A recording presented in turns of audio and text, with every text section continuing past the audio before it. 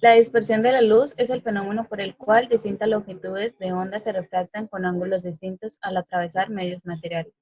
El arco iris es quizás el ejemplo más conocido de dispersión que se da de forma natural. Sabemos que la velocidad de la luz en el vacío es constante e independiente de su longitud de onda. Sin embargo, su velocidad en cualquier otro medio distinto del vacío depende de la longitud de onda que ésta tenga. Esta dependencia se debe a las estructuras moleculares de los materiales y es la responsable de que, en última instancia, el índice de refracción. Las curvas azules de la figura representan la variación con la longitud de onda de distintos cristales. La luz visible se encuentra en el rango aproximado de 400 a 700. La ley de Snell de la refracción determina que el ángulo de refracción depende de los índices según los medios. El ángulo de refracción de un rayo de luz al atravesar un medio material depende de su longitud de onda. En el fenómeno de la dispersión de luz, las distintas longitudes de onda que componen un rayo tomarán un ángulo de refracción ligeramente distinto. Ejemplos. El fenómeno de la dispersión fue explicado por primera vez por Newton, a quien debemos el conocido prisma de Newton. De esta forma, Newton demostró, en contra de la creencia de la época, que los colores no provenían del interior de las mismas, sino de la descomposición de la luz blanca. Por otro lado, el arco iris tiene papel fundamental en la física de la dispersión y se da relevancia en la imagen que se muestra. Refracción luz solar en gota de agua. La gota de agua sirve de dispersor de las distintas longitudes de onda de la luz solar, a partir de una doble refracción y una reflexión. Dicha reflexión provoca que el color superior sea el violeta en lugar del rojo, como en el caso del prisma. En la fibra óptica de la dispersión causa la señal transmitida sea definitiva a pulso de luz, se degrade con la distancia debido a las distintas velocidades de los componentes de la luz. El fenómeno de la dispersión es ampliamente utilizado en la espectroscopia. Es una técnica de análisis que consiste en el estudio de distintos componentes de la radiación electromagnética que emiten o absorben los cuerpos en distintas condiciones. Existen dos tipos de espectros. De emisión, la sustancia a estudiar se excita mediante una descarga eléctrica o un calentamiento. Por ejemplo, la energía comunicada de vuelta en parte de forma de radiación electromagnética con frecuencias características para cada elemento. Para estudiar la radiación se usan prismas que separen claramente cada uno de los componentes de las frecuencias de la radiación. De absorción, las sustancias a estudiar absorben la parte de la radiación electromagnética que le llega a la radiación sobrante, se descomponen igualmente en un prisma para estudiar las frecuencias ausentes.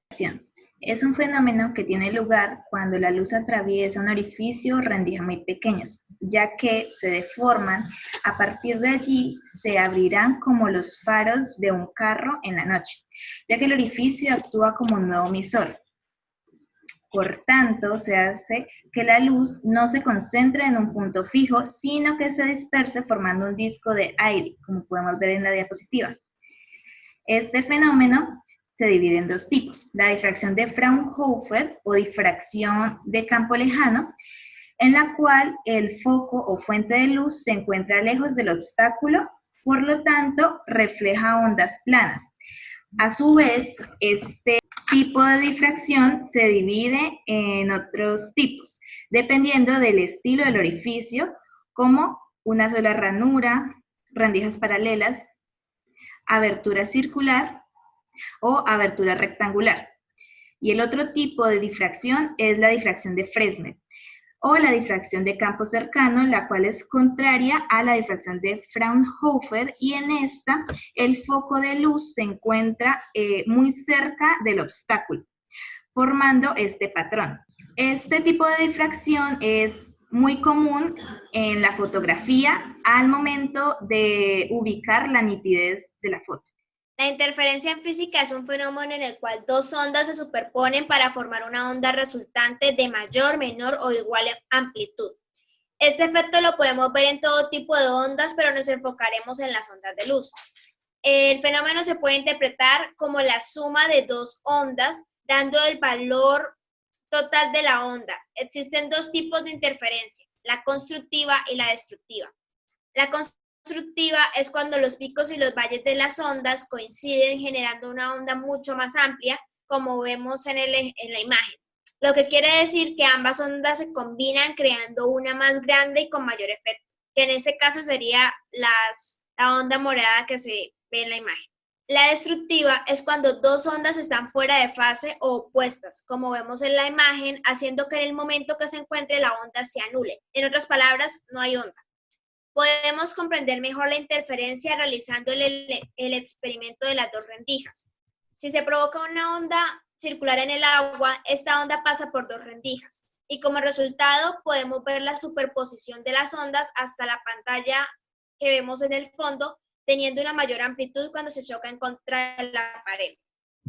Algo parecido pasa cuando tomamos un rayo de luz y alumbramos con él en ambas rendijas. Las ondas de luz se superponen entre ellas, haciendo que en la pared del fondo podamos ver espacios luminosos y otros oscuros.